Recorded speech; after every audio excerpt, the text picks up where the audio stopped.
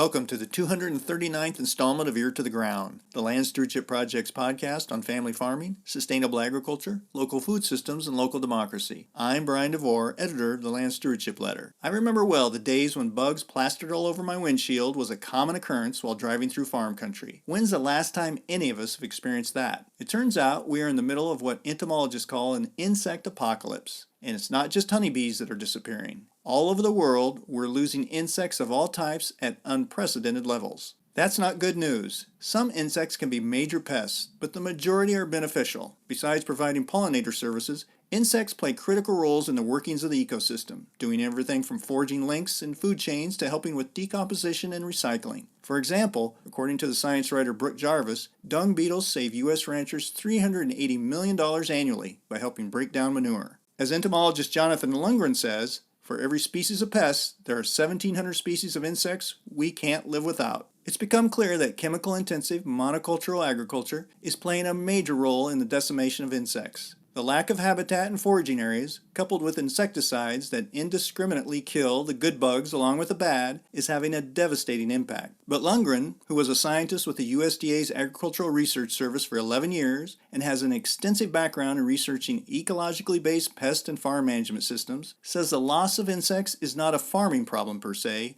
Rather, it's how that farming is carried out. Relying on industrialized systems that leave no room for biodiversity is a disaster, not only for bugs, but for humans, he argues. Lundgren has the proof to back up this view. In 2016, he started Blue Dasher Farm in eastern South Dakota as a place where he and his team can study regenerative farming practices that promote biodiversity while boosting farmers' bottom lines. The working farm raises livestock and crops as well as keeps bees. Through Blue Dasher and the Ecdysis Foundation, Lundgren and his team are looking at ways biodiversity-based farming systems can be scaled up and adapted on a wide-scale basis. One Blue Dasher project found that farms raising corn without insecticides and using regenerative methods such as multi-species cover cropping, no-till, and integration of livestock via grazing were nearly twice as profitable as their conventional counterparts. These regenerative farms had more insects and more soil organic matter, clear indicators of a healthy ecosystem as well as a healthy bottom line. Lundgren says it all starts with healthy soil, which is home to its fair share of creepy-crawly critters that can help agriculture build ecological and economic resilience. The entomologist recently spoke at a series of Land Stewardship Project soil health workshops in southeastern Minnesota. This podcast features an excerpt of one of his presentations. Lundgren started out talking about how agricultural systems based on biodiversity can not only benefit insects, but farmers as well.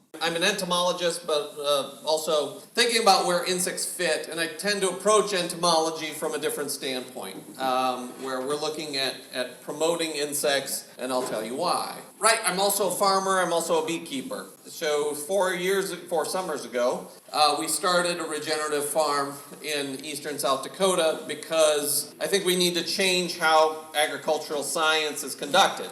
Scientists need to have first-hand experience with farming systems that increases the relevance of the kinds of questions that we're asking. So on our own operation, honey is the big money maker, and then we have sheep production, hair sheep, for meat production and vegetation management. We have a layer operation for local pastured eggs, pastured broilers, and then an orchard is in there. It's a pretty diversified system, some annual crop production as well. Yes, I'm not just going to be talking and preaching at you as far as how you should be managing your farm. I've been there. I made a lot of mistakes myself, so beginning of January, I was asked to speak before the National Beekeepers meeting. They had been keynoting down there near Chicago. I asked them, how long have your bees been dying? They're like, 2006, 2008. That's kind of when the bees really started to crash nationally. And I said, okay, well, how much money have you spent on research to save the bees? And they're like, millions, hundreds of millions of dollars. And I'm like, okay, how'd your bees do last year? And the room got real quiet because this isn't a bee problem, but we're treating it as though it is. This is much bigger than a bee problem. And every state in the country ended up hiring on another bee scientist to solve the bee problem, right? Like, how's that working? It's not. Because, yeah, we've learned a heck of a lot more about, honeybees and their biology and stuff like that, but it's not solving the problem. It's the same situation in agricultural science in general, right? I mean, we spend hundreds of millions a year on fixing all of the issues that you guys are confronting in agriculture, in crop production and beef production. Margins get thinner every year, right? People are making less and less money, at least the farmers are. It's broken. This isn't a bee problem. This is a biodiversity problem. We're not just losing bees, we're losing entire habitats, right? We're draining the wetlands, we're putting it into the Mississippi and sending it down into the Gulf. Where'd the prairie go?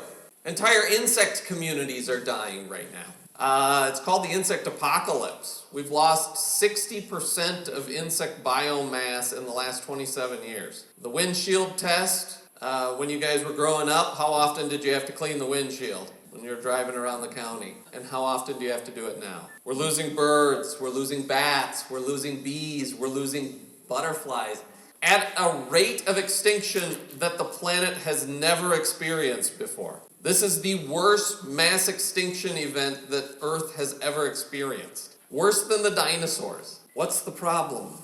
It isn't soybeans, it's how we're producing soybeans. Our farms have become an asteroid hitting planet Earth. But it's also the solution. Agriculture, food production is not the problem.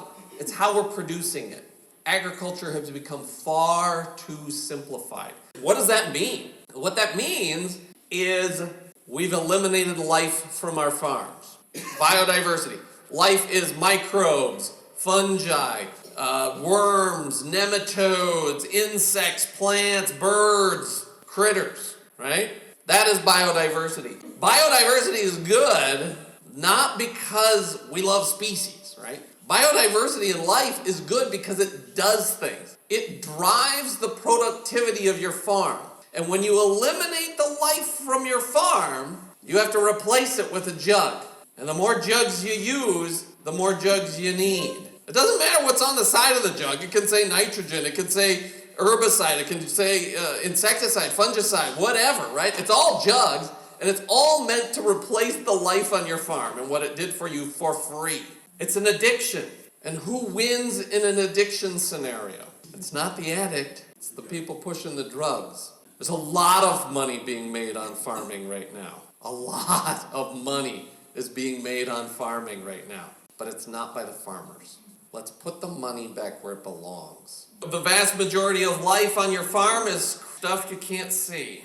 It lives in the soil. All different kinds, bacteria, protozoa that are eating the bacteria, nematodes that are eating the protozoa and the bacteria, mites that are eating all of this stuff, springtails, little collembola that have a furcula on their butts.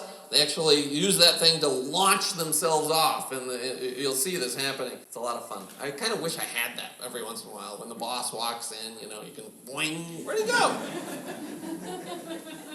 Insects. We got a lot. This is what I really like. Now we're getting into biodiversity that you can actually see. The critters up here, all the way up to vertebrates, things with backbones. In 1 square meter of soil, the amount of life is really staggering that's in your soil. I did one estimate out on Dakota Lakes Research Farm, Dwayne Beck's place. He had 1 billion just predatory insects per acre in the soil. But we are doing these bioinventories, right? Bioinventories is counting the number of species that live on a farm.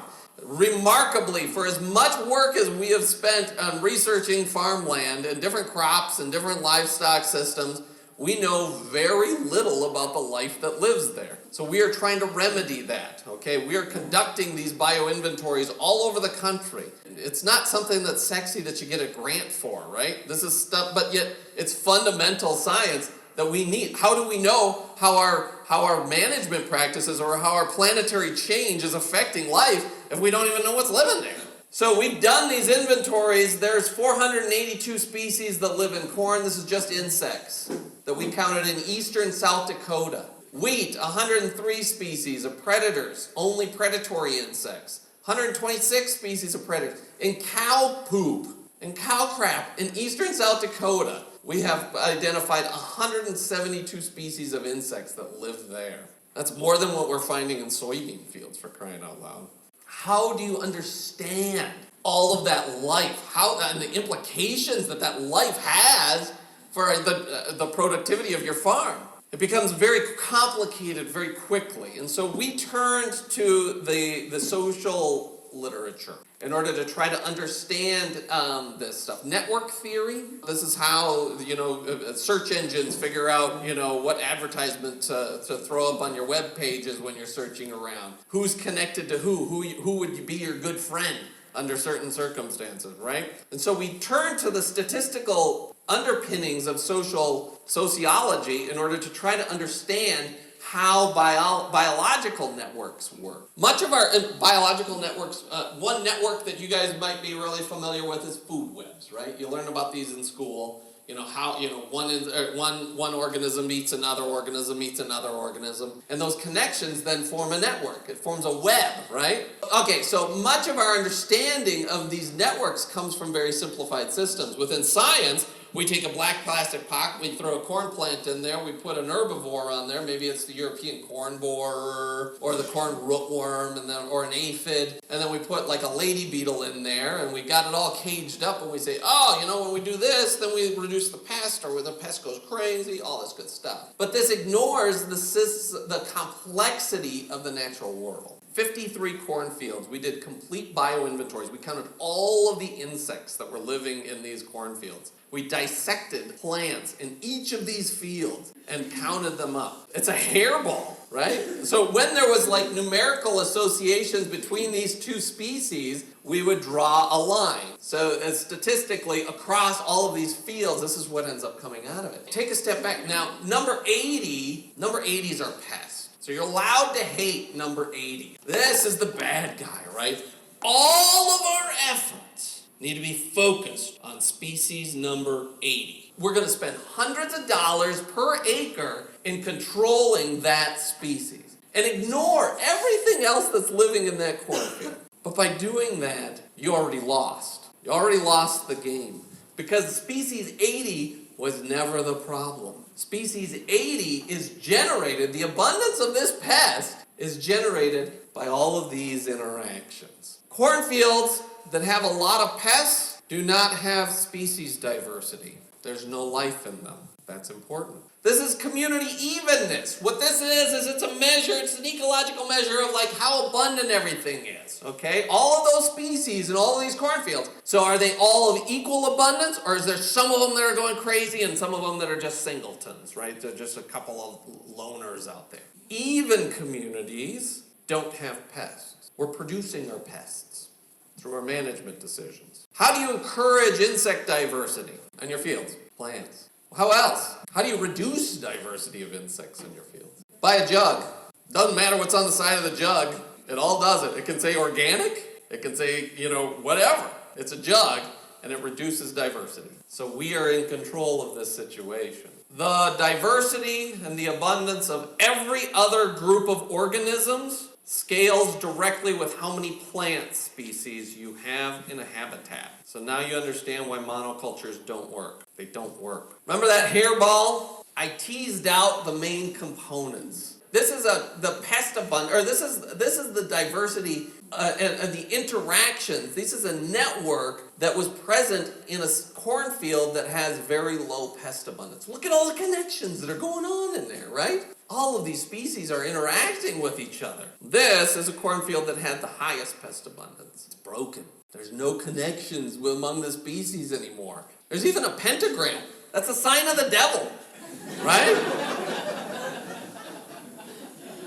So as the connections within that community strengthen, we see that those are the cornfields that don't have pests. How does this matter? Right? How do you use that information? I mean, that's really basic science, right? But it's telling us something really important. So Claire was one of my master's students, and she kind of knitted together about a decade of research, maybe 15 years worth of corn entomology research that we were conducting into a single study. So what Claire did that was so wonderful is she said, okay, people are using this information about diversity on their farms, whether they know it or not. They're practicing regenerative farming. And so what she did is in Minnesota, South Dakota, North Dakota, and Nebraska, we found some of the top regenerative producers of corn, and we said, point us at the corn phase of your rotation, and we went out and we sampled those fields. And then we said, okay, show us your neighbor who's a good conventional farmer that's been profitable and all of that stuff. They've been around for a long time. And so they did, and we sampled those fields. So regenerative farms aren't linked necessarily by practices, they're linked by principles. But there were, in this study, one practice that was really, really telling about what was going on in these two systems. None of the regenerative cornfields used insecticides, sometimes for decades. All of the conventional cornfields used BT corn, so it was genetically modified to resist insect pests, and it was all treated with neonicotinoid seed treatments.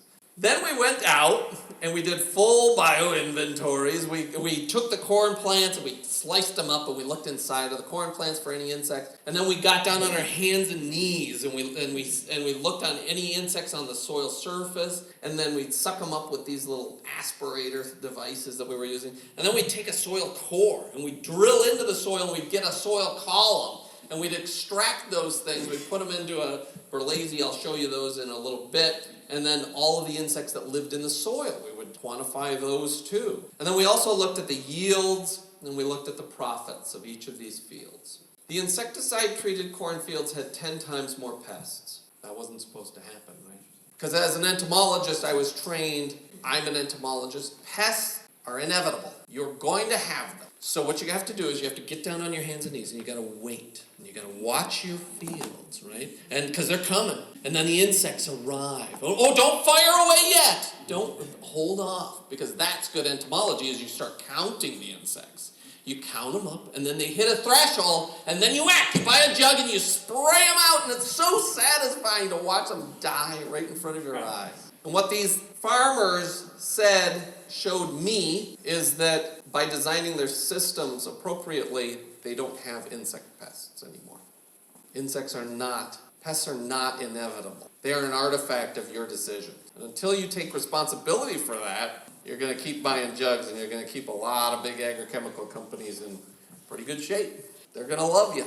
Yields were down by 29% in the regenerative cornfields. Profits were twice as high. Why on earth do we give prizes to the farmer that can grow the highest yield in a county? A well-trained monkey can grow 300 bushel corn if they buy enough junk and put it out there. It's about the profits, isn't it?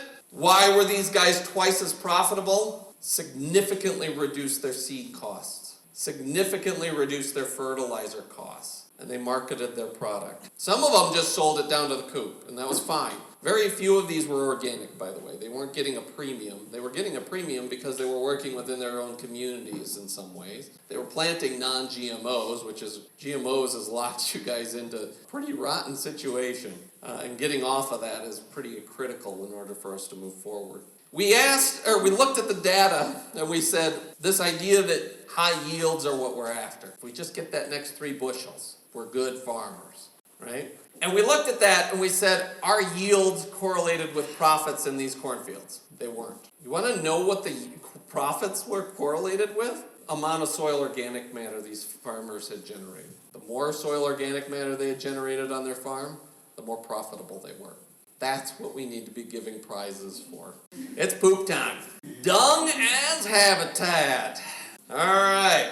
How many of you guys are livestock producers? Oh, good. Perfect. 450 species of insects are identified in cattle dung. That was down in the southwestern U.S. Around the world, dung beetles steal the show oftentimes in this dialogue. When we think about dung insects, we think dung beetles, don't we? And that may be true, or may be right, and that may be wrong, but it is what it is. We've got about 1,500 species of dung beetles in North America. Many people have called me saying, I don't have dung beetles on my farm.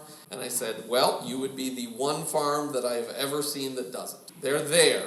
They're not these big African beetles that are rolling around elephant turds, right? They're little itty-bitty things that are recycling your pats. Out of these insects, this incredible diversity that's associated just with cattle dung, 1.7% of them are pests. Why is dung removal so important? Okay, pasture fouling. When there's a turd down there, there's no grass, right? I mean, there's grass around it, but not in the pat itself. When cattle were first introduced into Australia and New Zealand, there was nothing to break down the turds. I mean, all of the local dung insect community was adapted to large marsupials who poop in pellets. And so these large cow pats just sat there and languished, right? And what ended up happening is that the pastures were rendered absolutely useless. I mean, they just cramped them up too much. And then suddenly all these flies started to make a living on these pats, okay? And so you couldn't walk around. There was flies everywhere on these islands where they had introduced cattle until they introduced dung beetles in order to start breaking these things down. So a lot of these pests are associated with the pats as well. Many of our parasites are associated with the pats. The faster you break those down, the less parasites you have. So dung beetles alone are valued, and we're actually generated, this number was generated back in the 1980s. We are currently doing the work on this to value dung beetles in North and South Dakota on regenerative and conventional ranches right now. So we can see how much of an impact, economic impact, that regenerative cattle management has on your bottom line. So we wanted to see what the insects were doing on these things. So this was work that was done by Jacob Pachenka. He's a former master's student. He's now getting his doctorate down at Purdue. So we caged up a bunch of turds, okay? So we put these insect-proof cages around them. And then we checked them regularly, and then we would pick up these turds and then we would weigh them to see how much they had broken down over time. For this part of the study, this is just the first experiment, he identified 87,000 insects to species level. Out of all of these species, there's more than 109 species of insects were identified from just eastern South Dakota, right? Only 13 of them were dung beetles. What we learned about this, because we collected those pats over time, and we looked at how the insects were affecting the pats over time, over the life of the turd, what we found first off is that there's a lot of critters in each of these, and that the communities change as the pat ages. What we've discovered is that if the insect community can access that pat within the first day to 7 days, no longer than 7 days, it breaks down. If you don't have insects that rapidly colonize that poop within the first couple of days of it splatting on the ground, you're going to have that turd there for a long time. And so it's really important our management practices have to reflect that. So if environmental conditions, if you're using avermectins or any insecticide on your animals, most of that comes out in the poop, right? And that stops this process. That means all of your pests, all of your pathogens, recycle in that rangeland. The fastest that I've seen a pat be destroyed was down in Alabama. In 1 day, it was gone. You have to get them out of your fields, out of your pastures within 7 days. Otherwise, you get pest recycling. That's your target goal, 7 days. So what we were really interested in is where dung beetles kind of fit in this whole dialogue, right? How important are dung beetles? Because that's the one we always get all the press. They were only about 3% of that community in terms of abundance. So it was just a finest sliver of that community. But what were they doing? Fundamentally, this is what ecologists would call a keystone species. That they have a tremendous impact on the life in a habitat that's uncorrelated with their abundance or whatever. So you can have very few of them, but still have a huge impact. Why is that? Because as soon as that pat hits the ground, it forms a skin. And the only insects around that are big enough to punch through that are the dung beetles. They open up highway systems through your turds that allow all of the other insects to go in and colonize and break it down. What causes pests? We learned this in corn. Lack of diversity. Too much disturbance. What are disturbances? Tillage is a disturbance. Yep, chemicals. Any jug. Doesn't matter what it says. It's all a disturbance. So what am I talking about with regenerative ranch or animal production? So regenerative animal production or management is high intensity, so lots of animal units out there. Move them frequently. So flash it, move them on, and then allow it to rest, okay? And then stop using parasiticides. So we surveyed 16 ranches in eastern South Dakota that ranged from regenerative down to conventional. And then we looked at what was going on those ranches. So we took these cores and then we did bioinventories. In this study, we get the whole lab crew going on this, okay?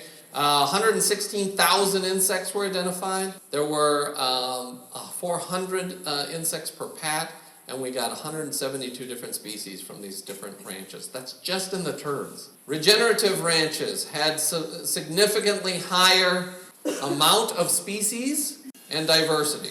Two different metrics of how those communities are responding. What drives pests? A lack of diversity. All right, this is critical. The more ivermectin that they were using in these pats, or the more that we detected in each of these pats, the fewer predators that we were finding in there. That's where your pests come from. You're making your pest problems by using ivermectin. They're an addiction. Pests aren't the problem. If you have a pest on your field or in your pasture or on your animal, find the problem. Stop slapping Band-Aids on. Change the way you're managing things.